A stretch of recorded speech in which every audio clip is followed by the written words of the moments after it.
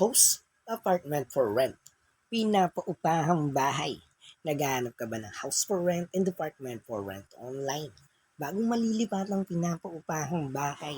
Commercial space na good for your business. At saktong-sakto itong video nito sa naghahanap ng house for rent na 5,000 pesos monthly sa Imus City, Cavite ang location.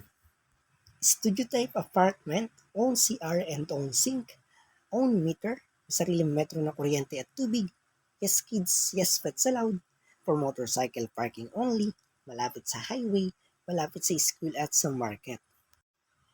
Happy family! I am Mark, locator and vlogger ng mga house apartment for rent.